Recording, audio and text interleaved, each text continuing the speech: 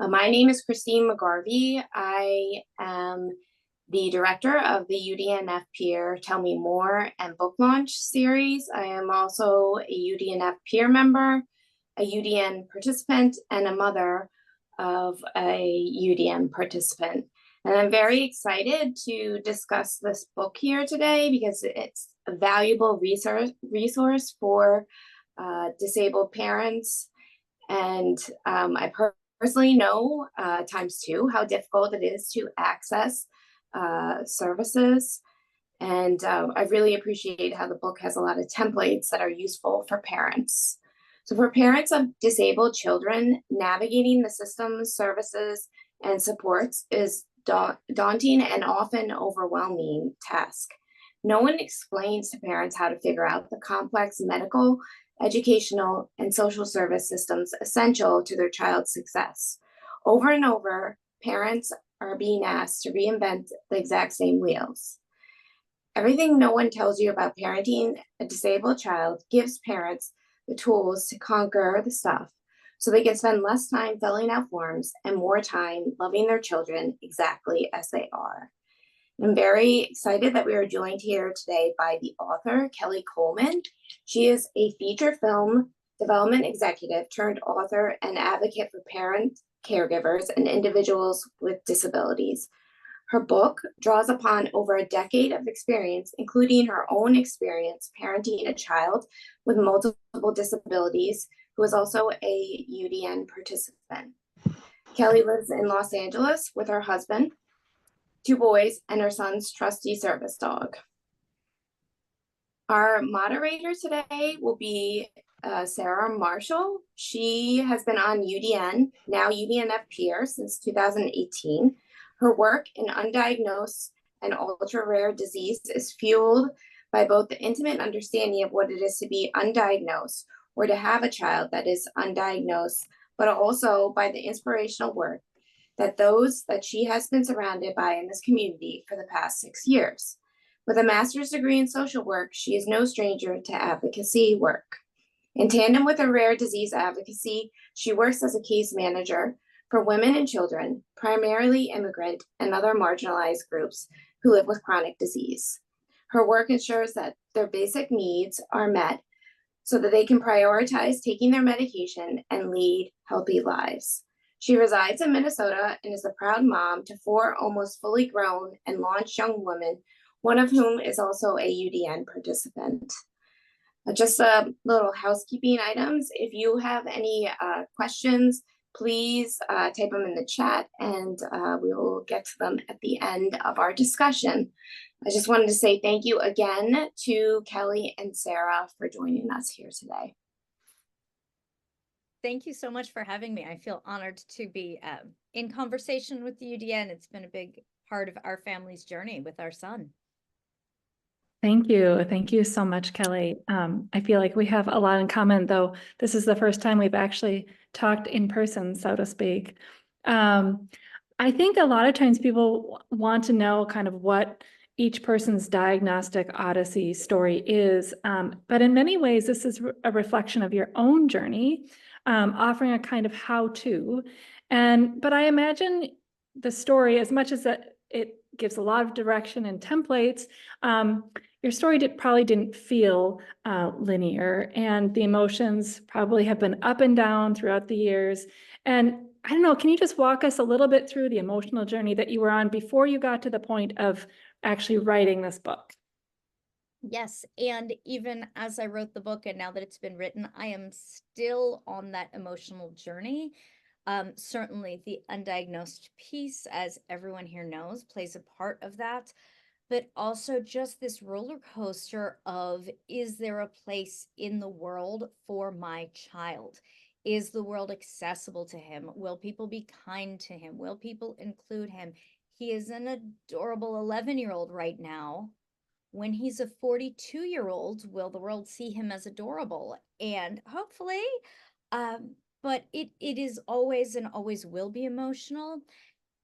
At the beginning of this journey was definitely the hardest, and our odyssey that continues with him. We haven't received a diagnosis through the UDN. But I believe if one ever comes, this is where it will come through. We started our journey with our son Aaron when he was an infant, and we had no idea what was going on. And we started accumulating these diagnoses of cortical vision impairment, failure to thrive, microcephaly, were some of the first ones, the feeding tube, nystagmus, sensory processing, auditory processing, like all of these things.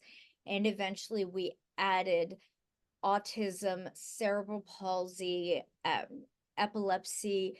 So he's just like, he's collecting these things. He's an overachiever.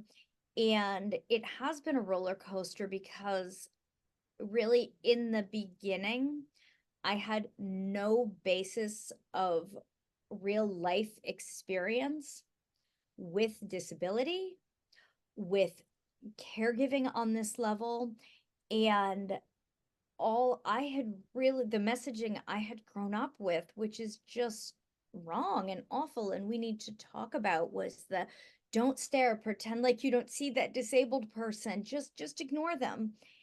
And all I'm thinking is the world going to just ignore my kid? Because that's not okay. 11 years in, he is a loud and proud individual. He is visibly disabled, and it is very hard to ignore him.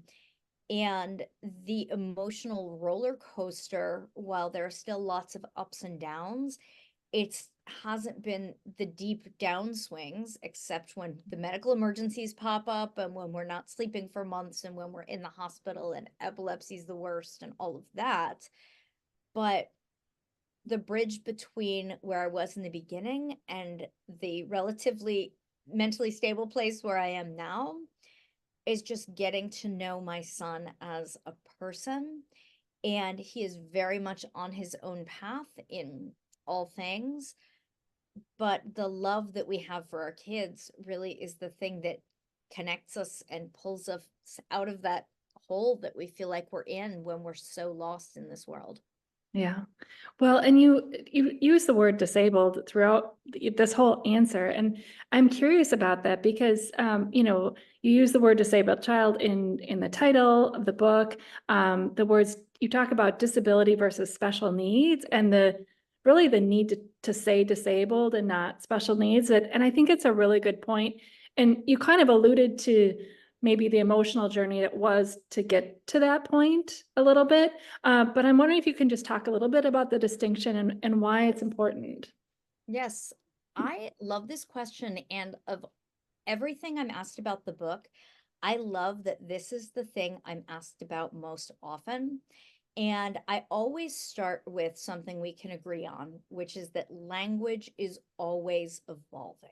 Whether we like it or not, my middle schooler's coming home with slang that I'm like, what on earth is this? Language will always evolve. When it is language referring to people, if we are getting that language from the people with the firsthand experience, we have a much better chance of getting it right. When I began this journey, I now realize, and kind of embarrassed to admit, but we need to talk about this. I was getting my information about disability from people who are not disabled. So, of course, I was getting it wrong because I didn't even know.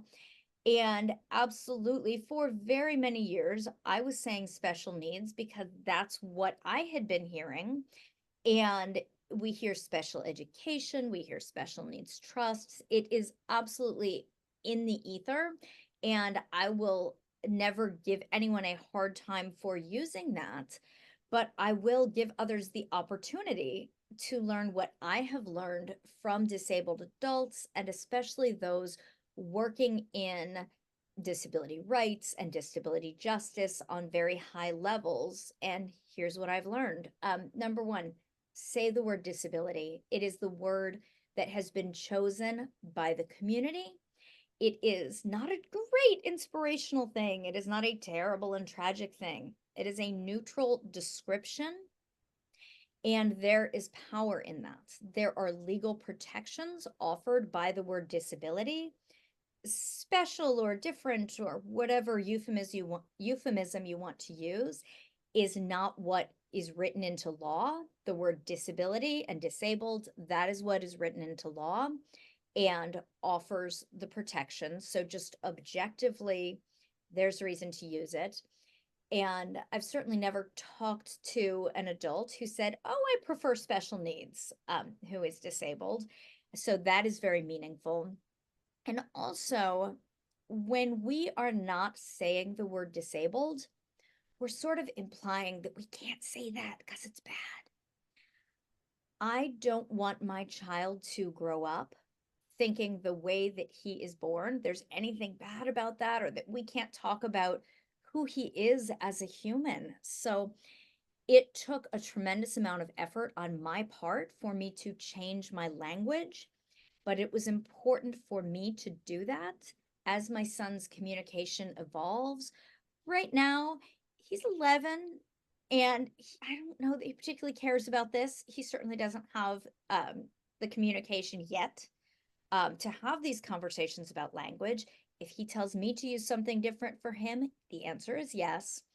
And also the question of saying disabled person versus person with a disability.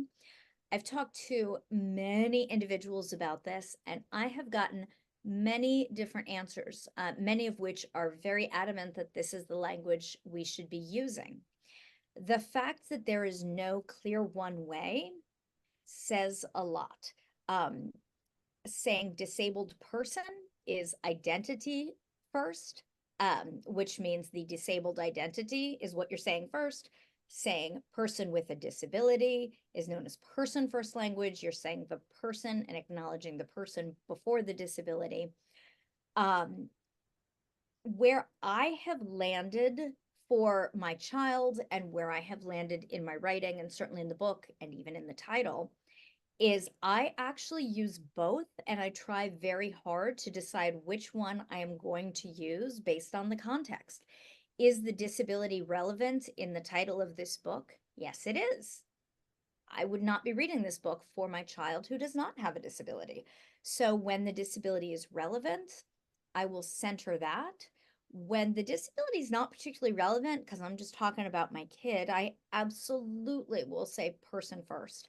And there are many people who have a strong preference for themselves.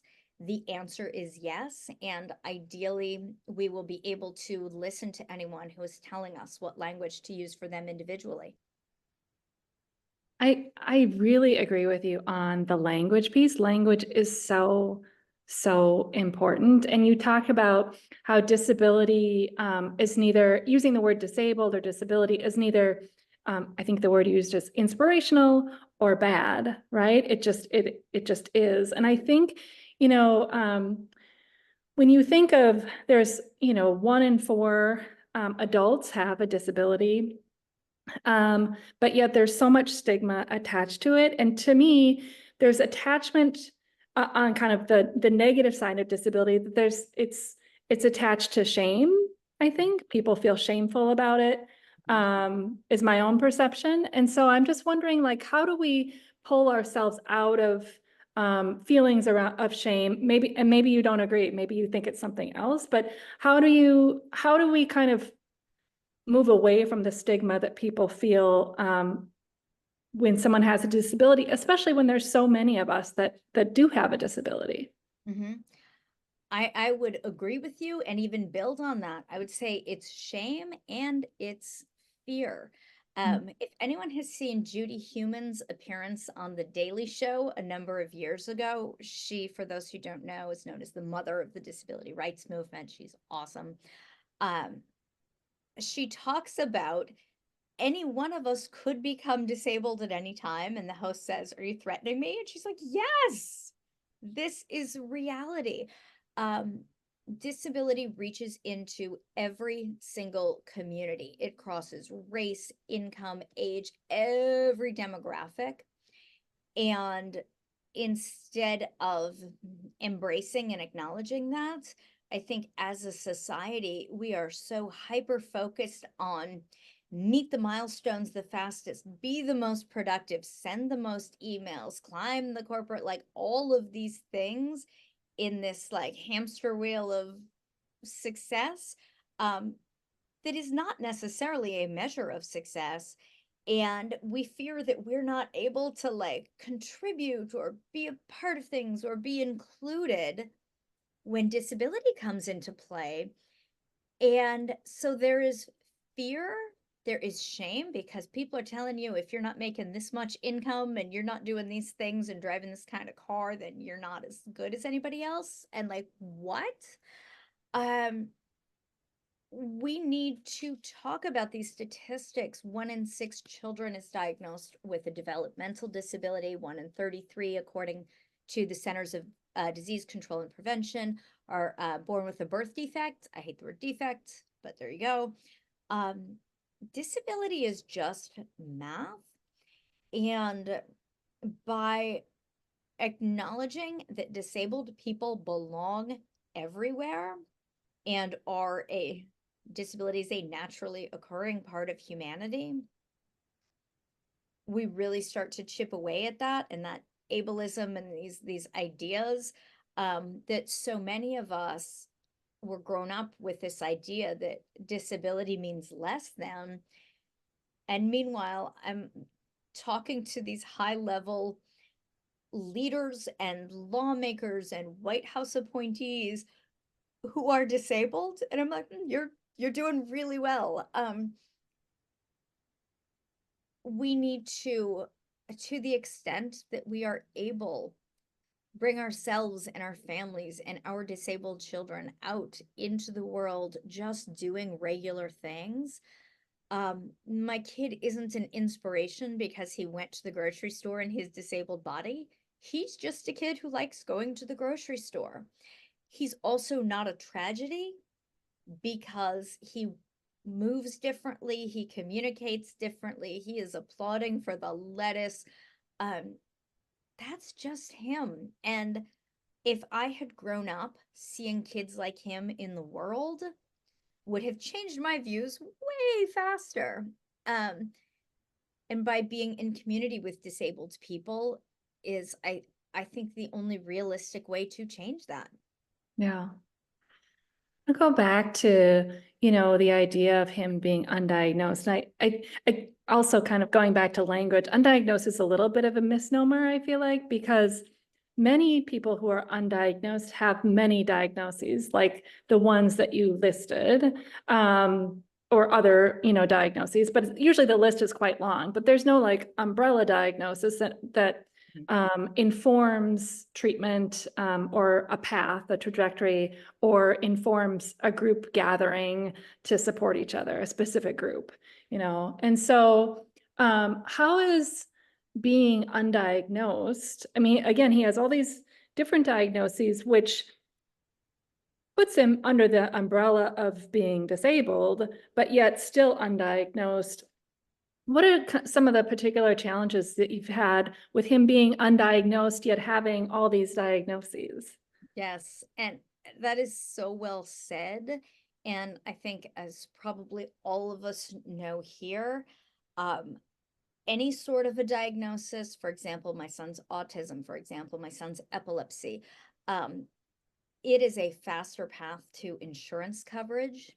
It is a shorthand for talking to educators, social workers, medical professionals,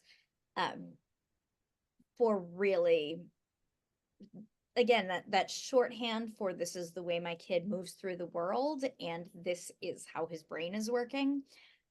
The shorthand has been tremendously helpful for us, and it's great when it unlocks those doors to insurance coverage. At the same time, we always, whenever it could possibly be relevant, we lead with the undiagnosed genetic syndrome, which I absolutely believe he has, as does our entire team. And because whatever it is, we've done up through full genome sequencing and haven't found anything. It is certainly ultra rare. And even those with a diagnosis in the rare disease or the ultra rare world, it's been very important for us to lead with the undiagnosed piece as the umbrella and everything within that to really indicate we don't have a ceiling for our son, so don't you dare try and underestimate him because he has blown through so many underestimations. Also, keep an open mind with his education, with his medical treatment. And I ask everyone on our team to keep in mind that our approach to everything with him is the right approach until it's not. So keep suggesting connections with other families, organizations to plug into, different ways of educating him, whether or not a certain therapy is appropriate, whether or not we should be trying something else. The goal here is to best serve our child. And while it can be challenging to not have that diagnosis and to not have that specific community, I've chosen to use that as a shorthand for don't sell my kids short because no one knows. Yeah.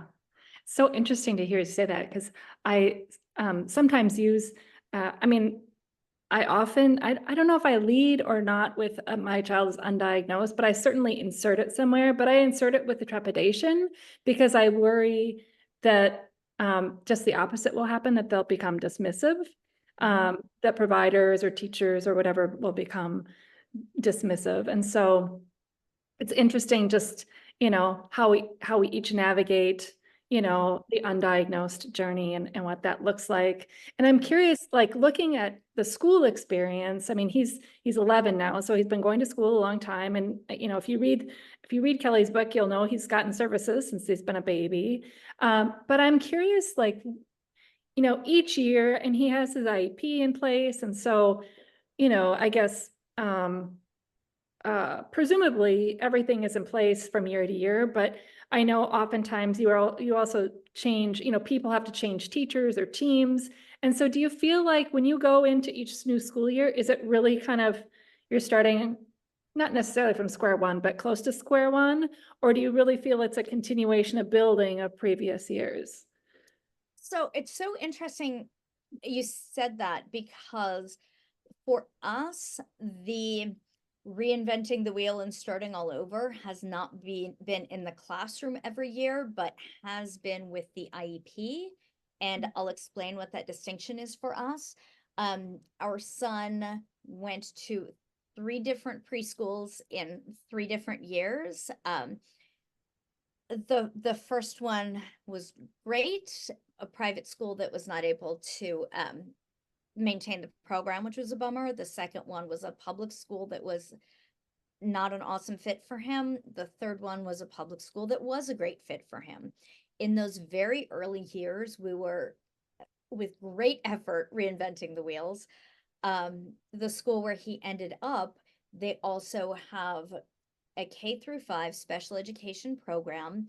Our son spends his time split between a special education class and a general education class, which has been a great fit for him that has allowed him to thrive by his own metric.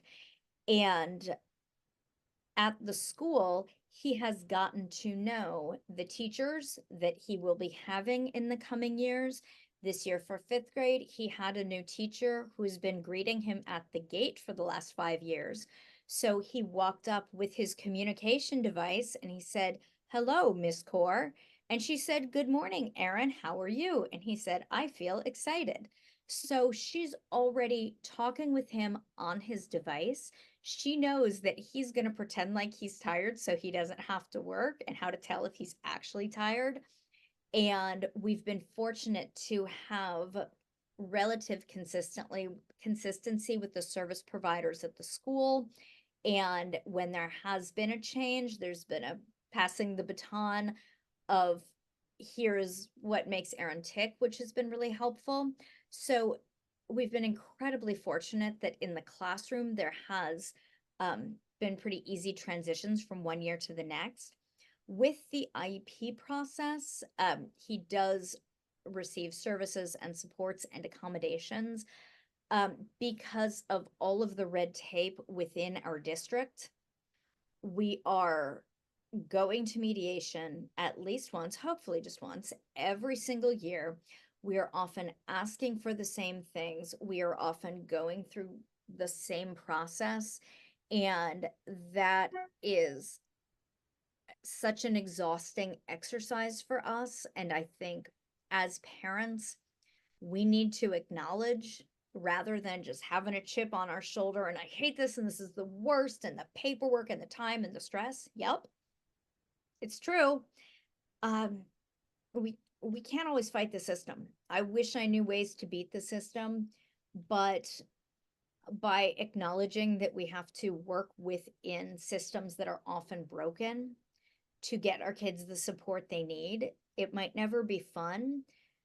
But I've finally come to the point when I accept it for what it is so that I can spend less time stressing and more time just working on how to serve my kid. Yeah. Yeah, it is. I mean, as someone who has requested an IEP assessment, and my daughter just got one before the end of the last school year. I was going to ask you about the other health impairments because in the past, our family has kind of pursued that as a way to get an IEP, and we're not successful. And she ended up qualifying for an IEP in the spring because of some hearing loss that she began having this year, which is, the school district actually discouraged, the IEP assessment, which in my experience, school districts always do because They it costs them do. money. Yes. And I have enough experience as a mom that I was like, nope, I want it. And when you say you want it, they have to do it by law. They have to do the assessment or take the steps. And so in the end, she qualified, and it was a slam dunk. There was no question that she was going to qualify, but I didn't know that going into it. And they almost made me feel like, oh, well, we don't know if she really needs it. And it's like, for hearing loss, there's very specific criteria, and she easily met them. And so it's a little bit going into my own story, but going into the other health impairment, I mean, especially people who are undiagnosed that maybe don't have, I feel like under autism, it's a little more accessible, perhaps under epilepsy, but under some of the other, just health, medical conditions that would fall under other health impairment. How do people who are undiagnosed, is it easy to access an IEP under that umbrella, or what do you know, or what's your experience? I wish anything was easy, right? Like the fact that you just said you had a challenging time even getting that assessment, everyone needs to hear, because that is unfortunately the norm. I have a kid whose disabilities very clearly walk into the room with him. And he came in with a robust evaluation from early childhood. So in that regard, it was easier for him. For many people whose disabilities do not precede them into the room, it is much more challenging if you have diagnoses within that big umbrella. There's also a multiple disabilities qualification. It can also be multiple disabilities orthotic if there's equipment that can come with it. But within the other health impairments section, other health impairments, it's a broad category and it's intentionally broad. It covers conditions, anything that limits the child's strength or energy or alertness, and use that to really qualify your child and be a description of where they are.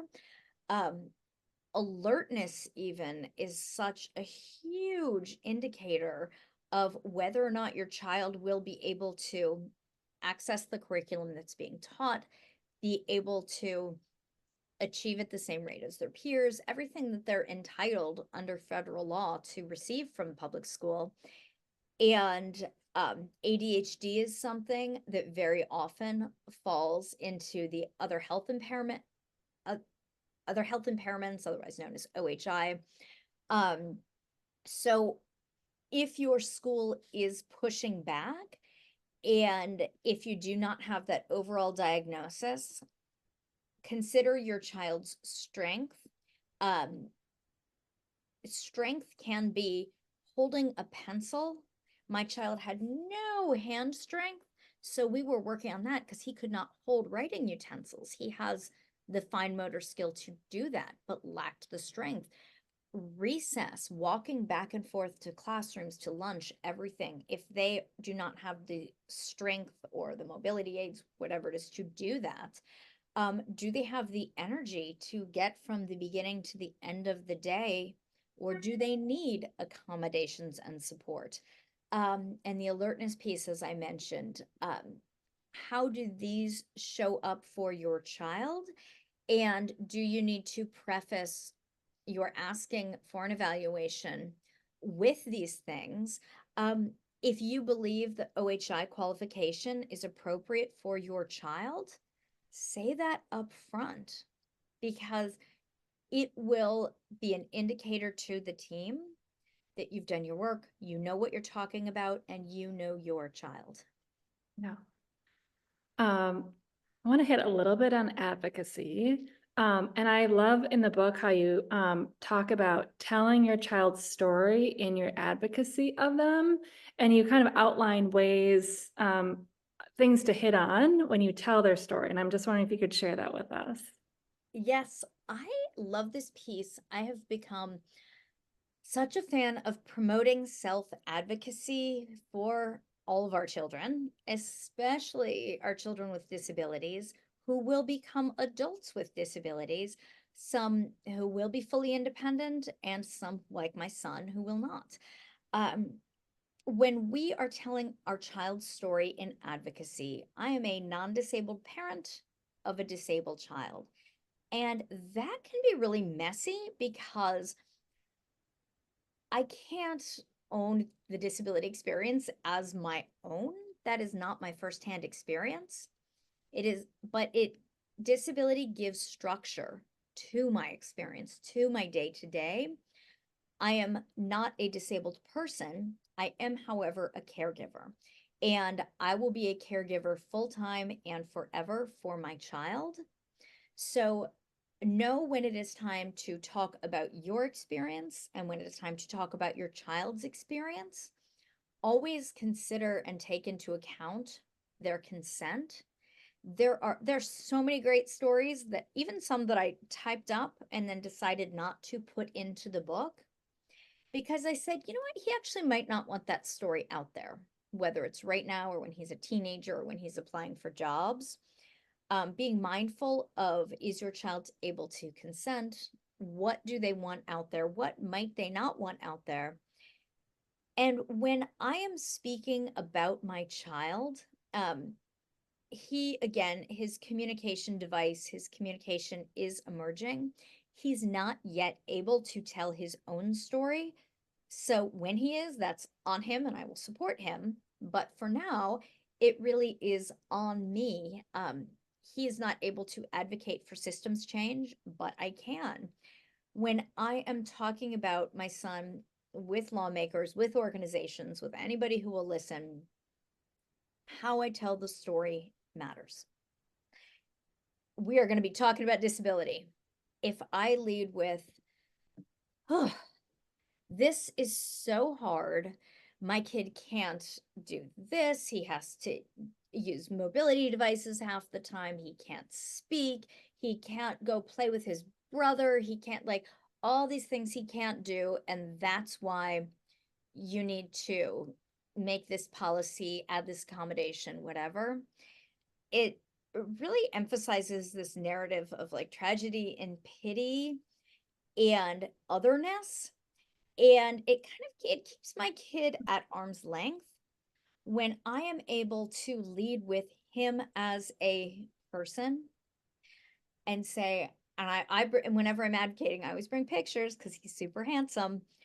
I say, you know what, my kid's the best. He will point out airplanes long before anybody sees them. He will be in a swimming pool all day long if you let him. He loves poking his brother in the car and they both crack up. And he has multiple disabilities. Even a small lead-in like that, talking about his service dog. Everybody loves a dog. Things that are connecting him to the audience I'm talking to is everything, because I really do want people, many of whom do not have any experience with disability, certainly with kids like him, I want people to see and recognize him as a full and complete human, and not just someone to like, oh, you poor thing. Nope, he's good. Like, this is his world and we're just living in it. Yeah. I mean, you kind of touched on this, the importance of, there's really, I mean, your son's, Aaron's story is one story, but it's not it's not your story. Like everyone has their own story in the family, in caregiving, in being the disabled person, and just being clear on whose story it is that you're sharing, and which leads me kind of into this idea of sharing who you are and connection with other people on social media. I think social media has a lot of pluses, and there are groups, you know, the UDN has their family Facebook page, and the UDNF has their private page for patients and families. And I think we really look in a lot of ways to social media for connection, and many of us parent caregivers, or even disabled adults, have limited ability because of time, or just ability to go out into the world and have these human connections. And so we do a lot of online connections and a lot of online sharing of stories with people that we know mostly online. And so I'm just curious, like, what your take is on how to balance the sharing of not just your story, but the sharing of your son's story and of your family story on social media. And when, I mean, see some people say, well, these are my friends, like I'm really connected with them. And how do you balance that? And what is your response? Yes. So, number one, can we all agree to not post half naked pictures of children online ever? I know they're super cute in the bath. I know they're super cute getting ready for bed, but no, there are creepers everywhere, even in your parent groups. Not in the UDN groups, of course, but don't post them there anyway. So I tend to be a very private person. I'm very measured in what I share about my family, and especially about my children. I'm extra mindful with Aaron because his communication is emerging. And social media is has literally been a lifesaver for us and for him, and has solved some medical problems that were confounding specialists. So I'm a member of many different discussion groups. I'm following people on Facebook and Instagram, and I am very engaged in the conversation. I am also very aware that right now there are no laws governing social media and the information that is posted on social media. And I do not want what I post to be used to be able to discriminate against my child now or in the future, because right now it can. If a future employer Googles up my son and sees that he has a history of X and Y and Z, and the employer's like, nope, peace out, there is nothing saying that that's illegal for that employer to base their decisions on. So we need to be very aware that there are no laws, no restrictions, and we don't know what's coming in terms of technology. And we need to filter everything about any personal and or medical conversations through the lens of how's this going to play out in the future? And the reality is no one knows. I share a very limited amount of information and photos of our family and our children, because I believe that is what is right for our family. There are so many families who, and adults who have done a world of good by being very, very open about their experience. I have gained, others have gained, inclusion and awareness has been built up, and it is amazing. And if that is the right thing for your family, that is your decision, and I respect anyone's decision as long as you are really taking the safety and the consent and the future, whoa, the internet's crazy, into account for your child and for yourself.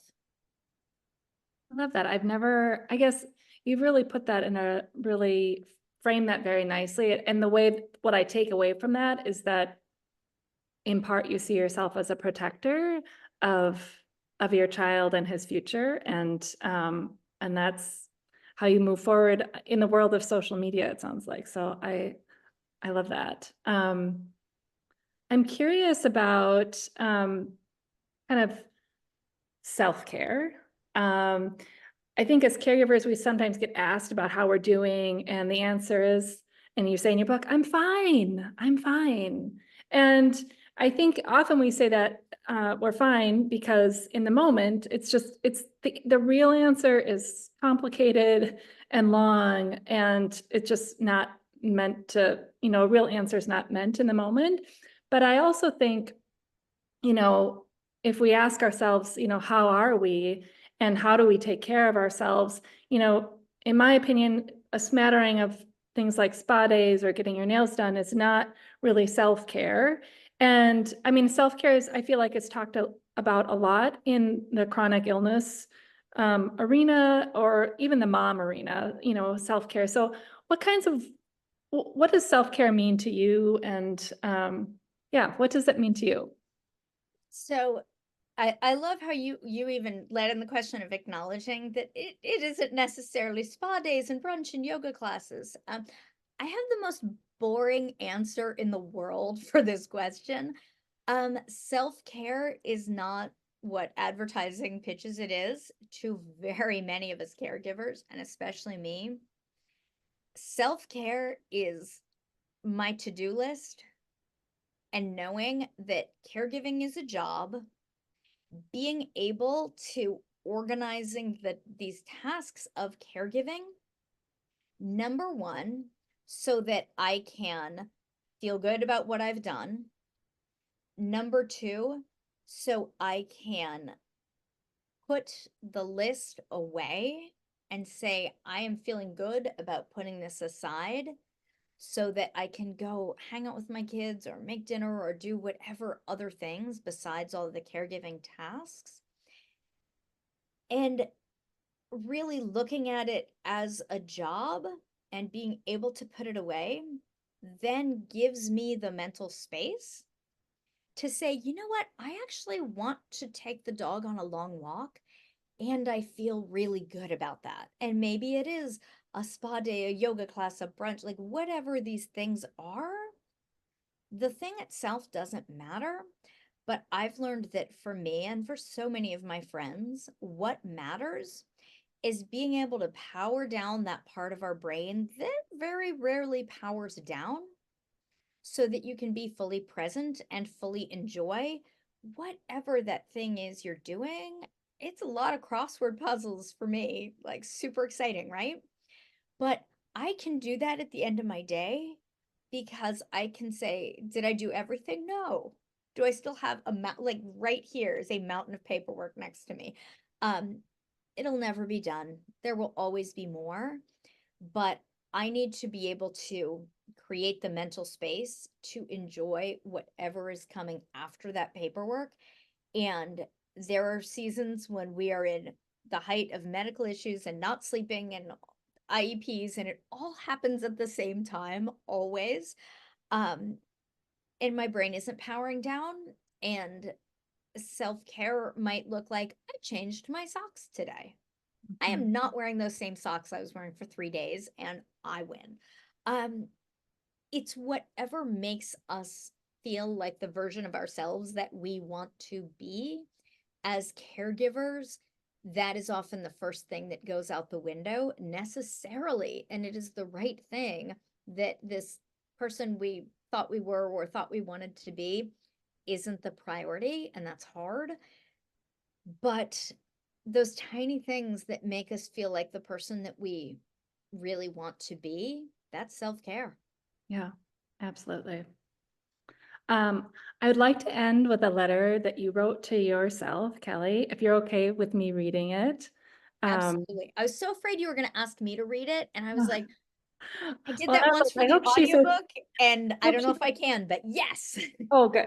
I was like, I hope she's okay with me reading it. I Oh just my think gosh, of course. Yes. it's so poignant, and more so, it's a way of storytelling. When we write these letters to ourselves, it's a way of telling our story. And I think telling our stories is such an important way that we connect with each other. I love storytelling. So thank you. Thank you. I will begin reading. Dear Kelley, you're right. Your baby was just born and you know that he's disabled. No one believes you. You'll shut down. You'll pretend you're not worried and you'll spend hours crying on the couch with your baby crying in your arms and your toddler crying in the kitchen, refusing to come to the couch because he knows he can't help. You fear that no one can help. And that's where you're wrong. It will take years before someone puts a name to how you're feeling right now, inadequate. Completely, totally, and in all ways inadequate. You feel like you have no control over your life, your future, and most importantly, your baby's health.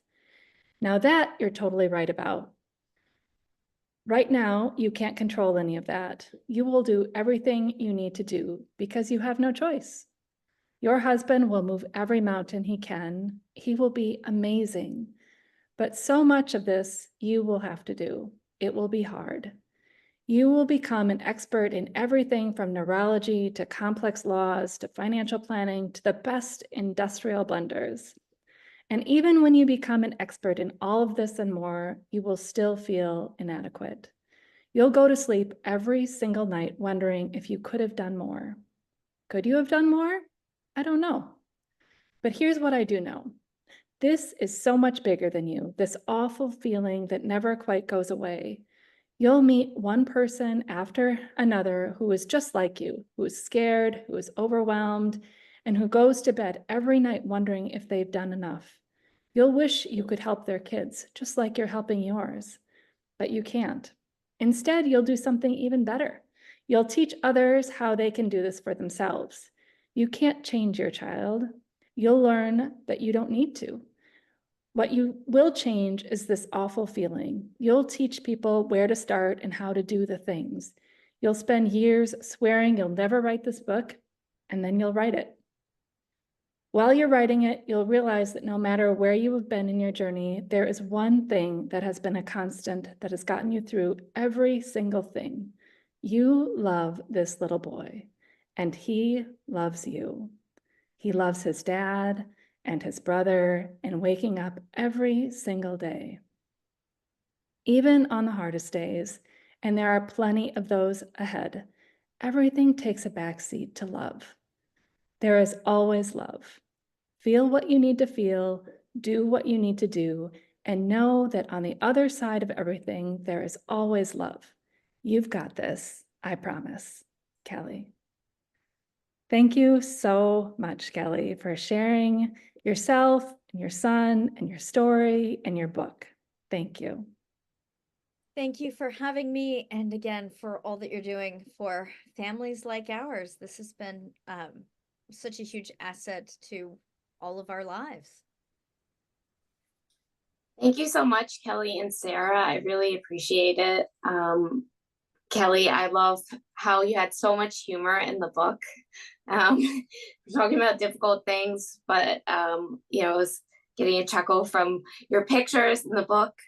And I just wanted to share, like, so I myself am disabled, and my daughter is a participant in the UDN, and it really resonated with me when you were talking about the term and how there is a lot of shame that surrounds that term. And I remember when I became sick, I felt a lot of shame and that I wasn't able to do the things that other people were doing. And I think for me, when my daughter got sick, it was very important that she didn't walk around with that shame. And I tried to focus on the fact that we are unique. And I tell her that we're unicorns and that this is a special thing, and to focus on the things that we can do.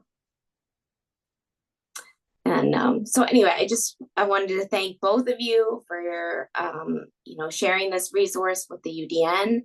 And I wanted to remind people that on September 3rd at noon, we will be having another event, which is What is Palliative Care Really? And you can register for that at the udnf.org website. So thank you so much, everyone. Thank you. Thank